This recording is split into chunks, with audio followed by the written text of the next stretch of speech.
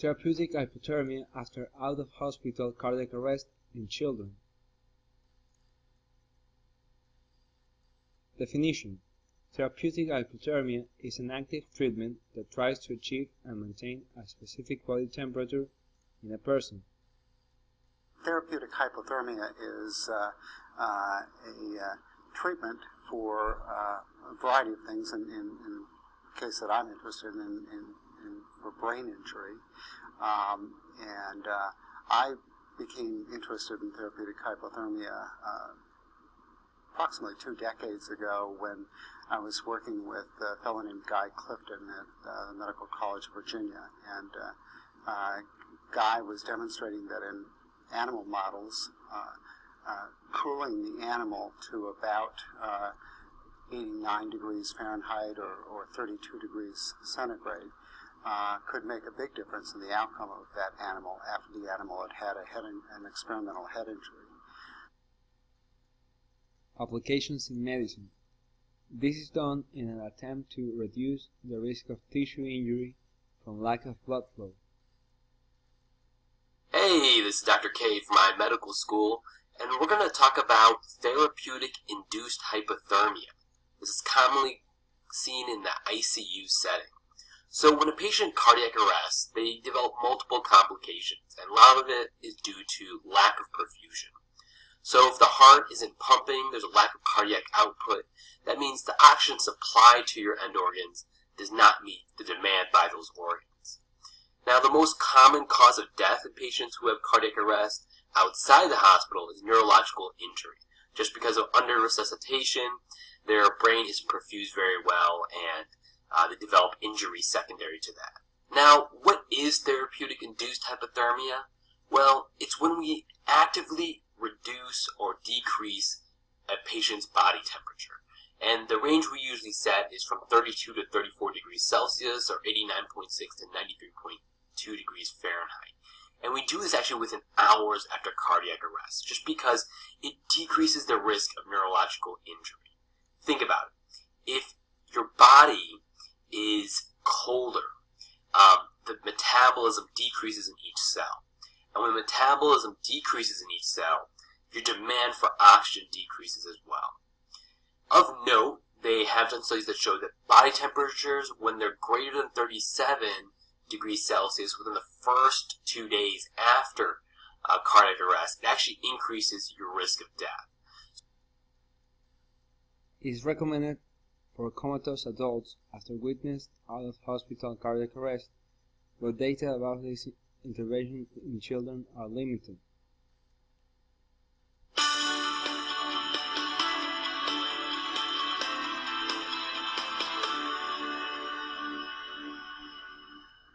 Cardiac arrest has a very high mortality rate, and it's due to a variety of reasons. The brain starts to undergo a degeneration, basically a self-destruction, where certain chemical processes start to take place, which accelerates cell death.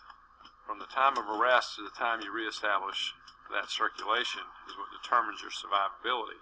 By starting hypothermia, by reducing the body's core temperature, you actually stop the internal injury process that takes place on a chemical basis. Pros: possible improved neurologic outcomes, longer survival time. Covering major news across San Diego, this is 10 News at 5. One local runner will not be competing in this Sunday's La Jolla Half Marathon, but he's just lucky to be alive. 10 News anchor Hal Clement shows us what happened during last year's race and how a series of well-timed events saved the man's life. Hal? Well, Halfield says he will run in the La Jolla Half Marathon again someday, just not yet. He was an avid runner, no history of heart problems, competing in 10K and half marathon races until last year when a heart attack brought his race to an abrupt end. You might think Al Fields would vividly remember the moment he had his heart attack during the half marathon. He doesn't. I don't remember anything. I don't even remember driving to the race. He's fine now, feeling good, but last April 25th, things were not so good. Al Fields was right here in mile 12 of the 13-mile race, running along the flat just before coming to the final hill. Suddenly, he just collapsed. A heart attack. Fortunately, Scripps Memorial Hospital ICU nurse Ben DeGrazia was right behind him. I saw him, about 50 feet ahead of me, start to slow down a little bit, and then he just collapsed. DeGrazia and other medical professionals gave Fields CPR. He was rushed to Scripps Hospital, got a cardiac stent, and was hooked up to this, a hypothermia machine. The machine pumps cold water into these pads, dropping the body temperature to about 91.4 degrees to protect the brain. It slows the metabolism in the brain, and where there's less demand on the brain, there's more opportunity for healing. That when they are woken up, they ultimately do much better. It's a lifesaver. If we didn't use hypothermia, we know that about 40% fewer patients will walk out of the hospital. I do treadmills. Al Fields is running again. Cons. Not fully tested. Targeted temperature management following traumatic brain injury has shown mixed results, with some studies showing benefits in survival and brain function, while others show no clear benefit.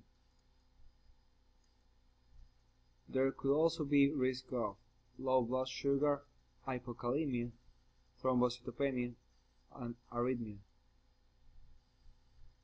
In Ecuador, as of 2010, 5.4% of infant mortality was due to cardiac problems. Cardiac arrest has a mortality rate of 4%.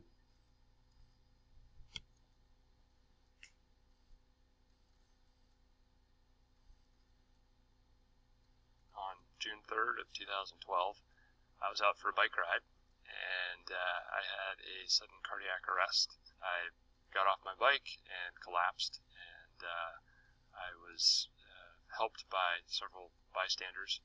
Paramedics were called, and then I was transferred to a nearby hospital. My wife, who is a doctor, came and reached out through her network of contacts, and we figured out, or she figured out pretty quickly, that hypothermia treatment was the best course of action, and that there was excellent treatment to be had at Penn. And so I was transferred there. Within 12 hours or so of my incident, I was put into the hypothermia treatment, which is a process where they cool your body about 10 degrees to allow your body to recover and to reduce the chance that there is brain damage following your recovery. And then you're kept at that state for, I believe, about 24 hours. So I was in a medically induced coma for about a week. Following the hypothermia treatment, they very carefully monitor your progress and bring you back at a very measured pace. I was feeling great pretty much as soon as I woke up. It took a few months to get my strength back, but I'm now 100% recovered and have been for a while now. I travel quite a bit for work. I've been to Asia, we've been to Africa, and the defibrillator has gone everywhere with me. It's my new best friend, and I feel 100%. I'm as strong as I was before. My cardiologist has given me the green light to push as hard as I want, and so I very much feel like I'm living as full a life as I would have lived had this never happened. So I have wonderful things to say about Penn and the quality of the care that I received there. And conclusion: in comatose children who survive out-of-hospital cardiac arrest, therapeutic hypothermia as compared with therapeutic normothermia didn't confer a significant benefit in survival with a good functional outcome.